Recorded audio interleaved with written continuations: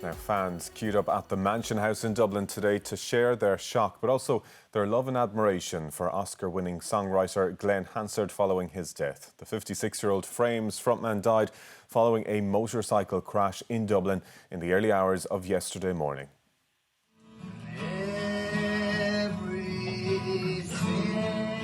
Glen Hansard spent his final hours doing what he loved. Videos have emerged of the Dublin musicians singing and playing guitar during a traditional music session at the Wren's Nest pub in West Dublin on the evening before he died.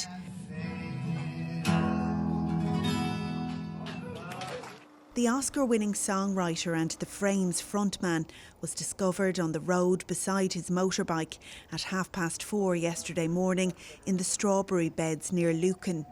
A book of condolence opened at Dublin's Mansion House today.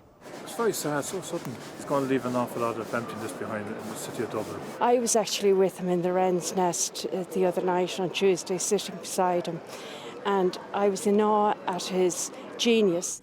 Tributes have continued to pour in for the singer.